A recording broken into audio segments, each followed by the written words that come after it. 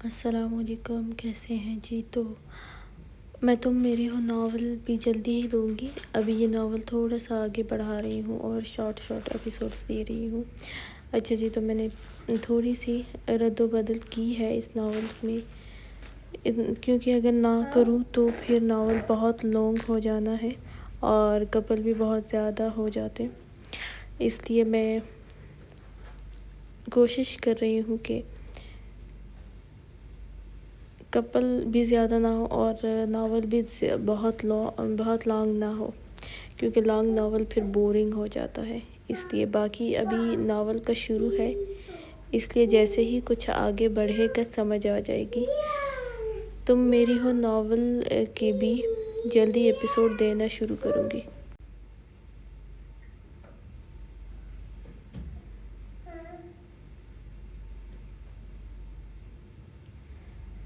تم میری ضد ہو قسط 2 تحریر گل۔ عشا میرال خان کے پاس بیٹھی تھی کافی دیر سے اور باتیں کر رہی تھی۔ تم نے مجھے بتایا کیوں نہیں کہ تمہارے وہ سڑے ہوئے لالا اسی یونیورسٹی میں پڑھاتے ہیں؟ میرال خان نے منہ بناتے ہوئے کہا۔ عشا مسکرائی تھی۔ میرو آپی، آپ کو تو خوش ہونا چاہیے نا کہ اگر آپ کو کوئی بھی مسئلہ ہو کام میں تو آپ لالا سے پوچھ سکتی ہیں۔ اب تو آپ کے لیے آسانی ہوئی نا؟ عشا نے خوش ہوتے کہا تھا۔ عشا میری جان، تمہارے لالا سے مدد لے کر مجھے اپنا باقی کا دن بھی خراب نہیں کرنا ہے، اس لیے تیمور لالا کا ہی انتظار کر لوں گی۔ آپی، اب ہر وقت تو نہیں ڈانٹیں گے نا لالا، بس ایک دفعہ تھا۔ عشا نے شرارتی مسکراہٹ سے کہا۔ عشا بھی جانتی تھی کہ میرال خان کو بہرام خان سے چڑ ہو گئی تھی، کیونکہ ایک دفعہ اس نے ڈانٹا بھی تھا اور اب تب سے ہی وہ بہرام خان سے بہت چڑتی تھی۔ اچھا چلو آؤ عشا، نیچے چلتے ہیں، چائے پیتے ہیں، میں ابھی کچھ فریش ہوں۔ میرال خان نے کہا۔ عشا نے وقت دیکھا۔ مجھے ڈرائیور بھی لینے آ جائیں گے؟ آپی، مما سے صرف آپ سے ملنے کا کہا تھا۔ میرال نے لاپرواہی سے اس بات میں سر ہلایا تھا اور پھر وہ لوگ نیچے آئے تھے۔ وہاں بھی بسمہ اور ارتضیٰ خان موجود تھے، لیکن اب وہاں پری بھی اور سکندر خان بھی تھے۔ میرال اور عشا دونوں نے سلام کیا، جس پر سکندر خان نے مسکراتے ہوئے جواب دیا۔ میرال خان کو اپنے پاس آنے کا اشارہ کیا۔ میرال اور عشا سکندر خان کے دونوں اطراف میں بیٹھ گئے تھے۔ ہماری گڑیا کیسی ہے؟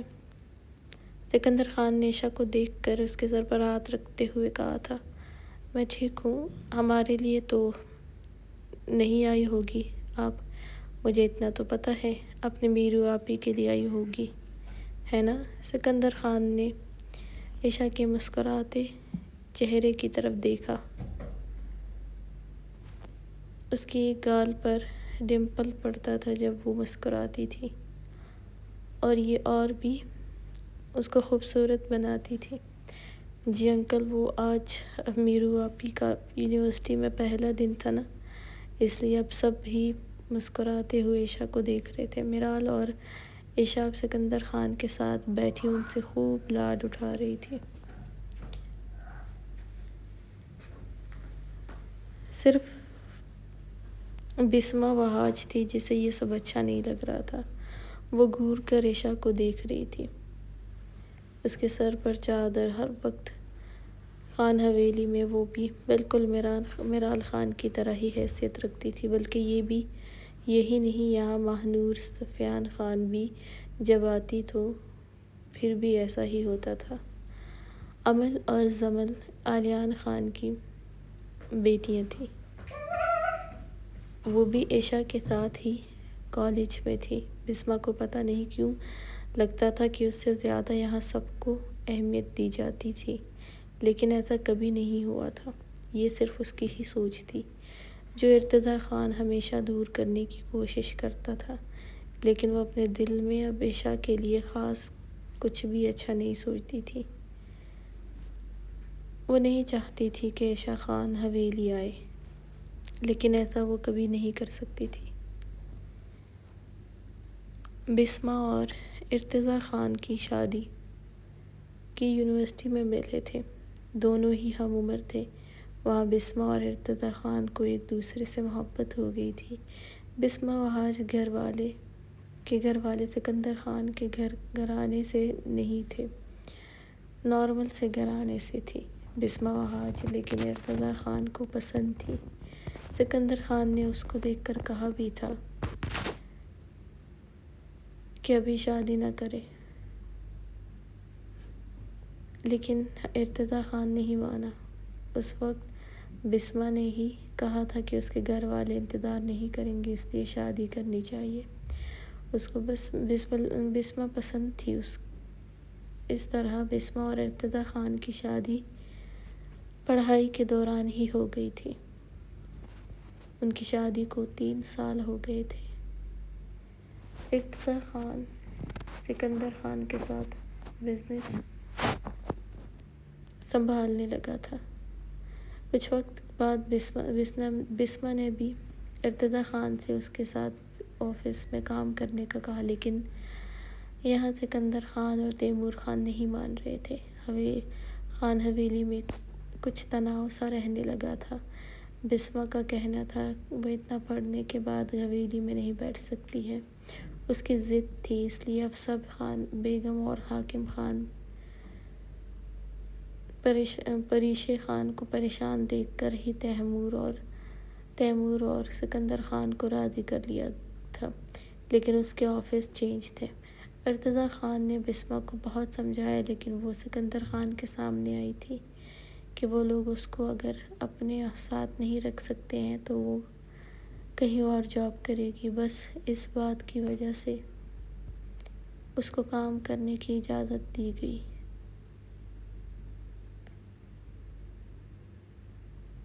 تیمور خان اب بھی نہیں چاہتا تھا کہ اس کے خاندان کی کوئی بھی لڑکی کام کرے، جب سب کچھ مل رہا ہے تو کیوں وہ کام کرے، لیکن پھر وہی افسر بیگم اور پری نے اس کو خاموش کر دیا تھا۔ وقت گزرنے لگا اور اب 3 سال گزر گئے تھے۔ بسمہ اب میرال خان اور اس سے جڑی ہر بات سے بھی چڑ سی ہونے لگی تھی، لیکن یہاں وہ ارتضیٰ خان سے بھی کچھ نہیں کہہ سکتی تھی۔ بسمہ کو میرال کا آگے پڑھنا بھی پسند نہیں تھا۔ اس نے ارتضیٰ خان سے بڑے پیار سے کہا تھا، میرو کو آگے پڑھنے کی کیا ضرورت ہے، کام تو وہ کر نہیں سکتی ہے، تو کیا ضرورت ہے اپنا سر درد کرنے کی۔ ارتضیٰ خان نے بسمہ کے مسکراتے چہرے کو دیکھا تھا۔ یہ میرو جانی کی مرضی ہے اور مجھے یا کسی کو بھی اس پر کوئی اعتراض نہیں ہے۔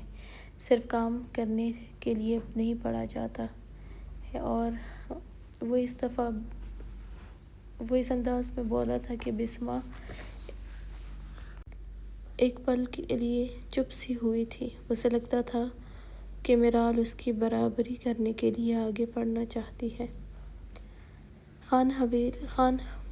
سکندر خان، پریشے خان، افسر خان بیگم اور حاکم خان کے علاوہ تیمور خان،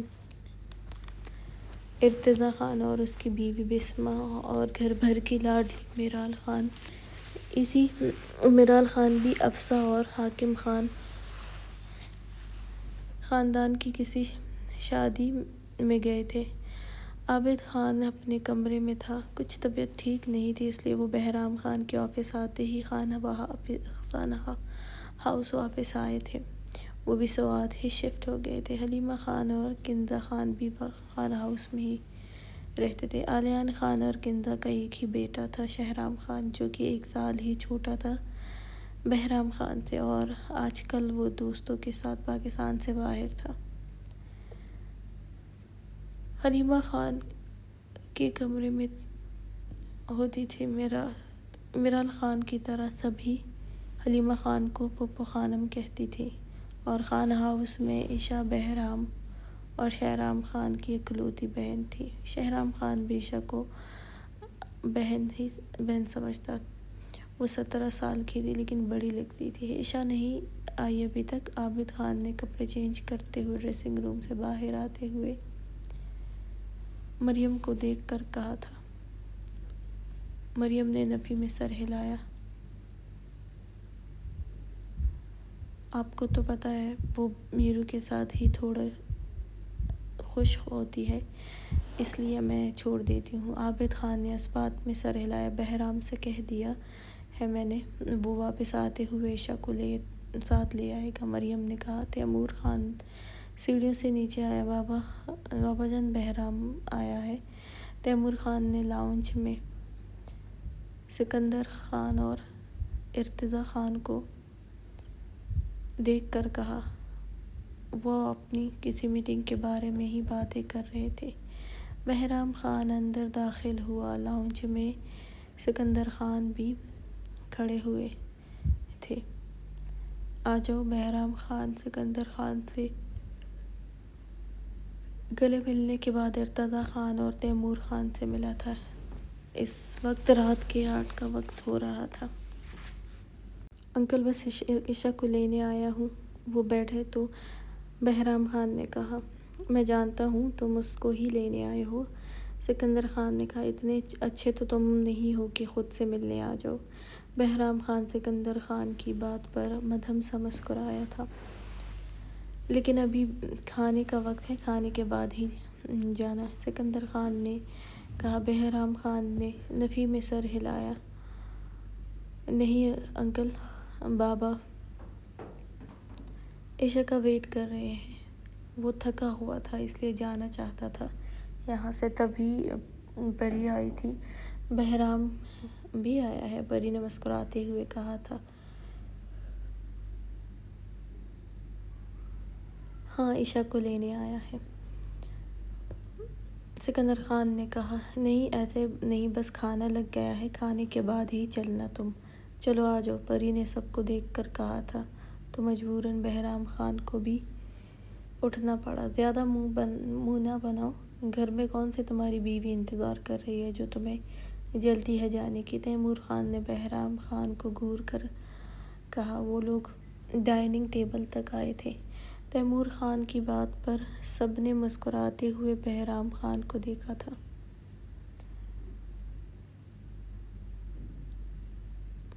بہرام خان نے بھی تیمور خان کو گھورا۔ یہ مصیبت ابھی مجھ سے دور ہی رہے تو ہی بہتر ہے، بہرام خان نے آہستہ سے کہا تھا۔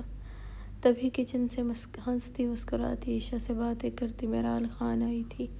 اس کو معلوم نہیں تھا کہ بہرام خان بھی آیا ہے۔ تمہارا وہ سڑیل بھائی کافی مقبول ہو گیا ہے ہماری کلاس کی لڑکیوں میں، لیکن ان کو نہیں پتہ کہ تمہارے لالا اینگری مین بنے رہتے ہیں۔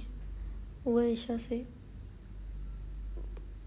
کہتے ہوئے آئی تھی۔ بہرام خان کی اس کی طرف پشت تھی۔ میرال خان دوپٹہ کندھوں پر پھیلائے ہوئے تھی۔ اس کی آواز اور کسی نے سنی ہو یا نہیں، لیکن بہرام خان اچھے سے سن چکا تھا کیونکہ اس کے بارے میں ہی جو تھی۔ میرال خان چلتے ہوئے سکندر خان کے سامنے کی طرف آئی تھی، لیکن سامنے بیٹھے بہرام خان پر نظر پڑی۔ اس کی ہنسی کو بریک لگا تھا کیونکہ وہ اس کو بھی دیکھ رہا تھا اور سکندر خان کی باتوں کا جواب بھی دے رہا تھا، ہاں نہ میں دے رہا تھا۔ عائشہ گہرا مسکرائی تھی۔ لالا آپ مجھے لینے آئے ہیں؟ عائشہ کی آواز پر سب نے اس کو مسکرا کر دیکھا تھا۔ پری نے کہا، بیٹھ جاؤ، کھانا کھاؤ۔ پری کی آواز پر میرال خان نے جلدی سے اپنے سر پر دوپٹہ ٹھیک کیا اور بیٹھ گئی تھی۔ بہرام، میرو کی کلاس ہے نا تمہارے پاس؟ سکندر خان نے مسکراتے ہوئے کہا تھا۔ بہرام خان نے پھر ایک نظر میرال خان پر ڈالی جو سر جھکائے چاول کھانے میں مصروف ہو گئی تھی۔ پلکیں کپکپا رہی تھیں کیونکہ اس کی اس کو اچھے لفظوں میں تعریف جو کی تھی، جی انکل پہلی کلاس ہی میری ہے، میں نے شروع کی کلاسز لی ہے، پھر مجھے 12 تک آفس کے لیے نکلنا ہوتا ہے نا، اس لیے بسمہ نے حیرانی سے کہا، مطلب آپ میرو جانی کی یونیورسٹی میں بھی پڑھاتے ہیں؟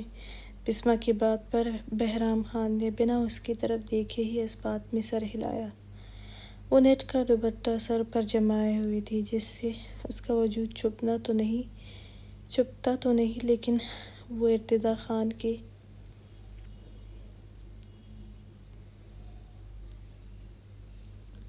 لیے یہ بھی پہنی ہوئی تھی۔ ارتضی خان نے بہت سمجھایا اس کو لیکن وہ یہی کہتی، تم نے شادی کرتے وقت اپنی پوزیسو سوچ کا نہیں بتایا تھا، جس پر وہ اس کو گھور کر رہ جاتا، لیکن پھر پری نے ہی کہا کہ وہ جس طرح مرضی رہیں اس کو مت بدلو۔ کھانے کے بعد عشاء اور بہرام خان واپس چلے گئے تھے۔ تیمور خان بھی اپنے کمرے میں چلا گیا تھا۔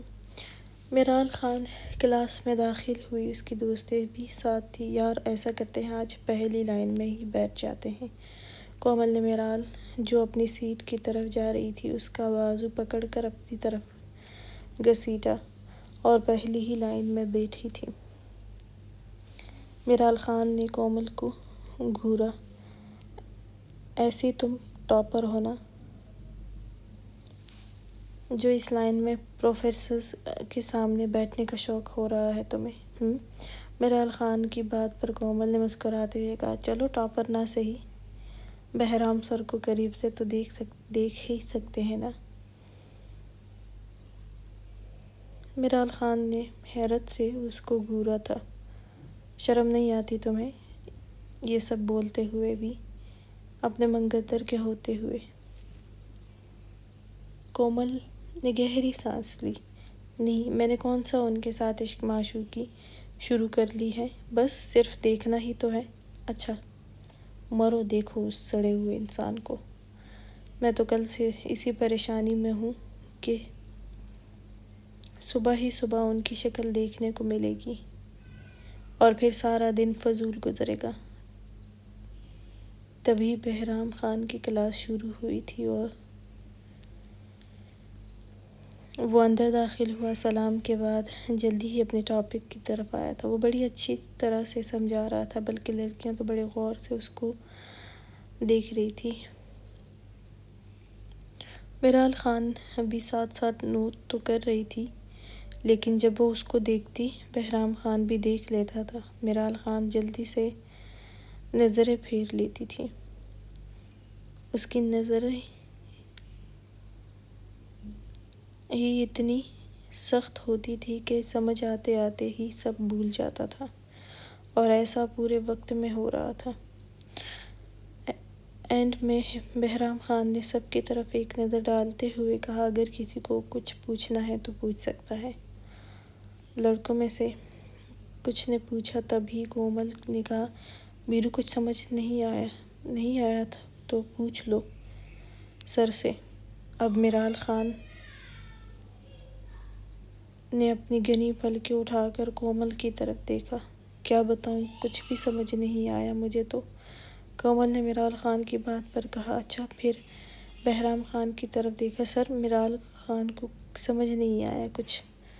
میرال خان نے غصے سے کومل کو دیکھا جو اس کا نام لے چکی تھی۔ بہرام خان نے میرال خان کو دیکھا، کیا سمجھ نہیں آیا آپ کو؟ میں ابھی سمجھا دیتا ہوں۔ ابھی میرال خان نے نظریں اٹھا کر اس کی طرف دیکھا تھا، تھوک نگلا، پھر کچھ سوال تھے جو اس نے لکھ لیے تھے وہی جلدی سے پوچھ لیے تھے، جس پر بہرام خان اس کے قریب آیا، اس کے ہاتھ سے پین لیا اور اس کو سمجھانے لگا۔ میرال خان نے نظریں جھکائے ہی رکھی تھی، لیکن نظر بار بار اس کے سخت ہاتھ پر جا کر ٹھہر جاتی، جو بڑی تیزی سے چل رہا تھا۔ کچھ ہی دیر میں وہ اس سے دور ہوا اور پھر بولا، اب کوئی کنفیوژن تو نہیں ہے؟ میرال خان نے ایک نظر اس کو دیکھا اور نفی میں سر ہلایا۔ بہرام خان اس کو ہی دیکھ رہا تھا، پھر بولا ٹھیک ہے، تو جیسے میں نے آپ کو سمجھایا ہے کل سے آپ ایسے ہی اس ٹاپک کو ریڈی کریں گی، کل یہاں سب کے سامنے پریزنٹ کریں گی۔ بہرام خان کی اس بات پر میرال خان کی ہوتی آنکھیں کھل گئی تھی اور اس نے پریشانی سے بہرام خان کو دیکھا تھا۔ ابھی میں نے آپ کو پھر سے بھی سمجھا دیا ہے، اس لیے کل میرال خان پریزنٹ کرے گی۔ بہرام خان نے کہا سب کلاس والوں سے، اور پھر وہ کلاس سے نکل چکا تھا۔ میرال خان نے شدید غصے سے کومل کی طرف دیکھا۔ کمینی، میں تمہیں چھوڑوں گی نہیں، تمہاری وجہ سے وہ سڑا ہوا انسان مجھے کل کے لیے یہ کام دے گیا ہے۔ کومل بھی کچھ پریشان ہوئی تھی، لیکن اب کیا ہو سکتا تھا، وہ کر چکی تھی۔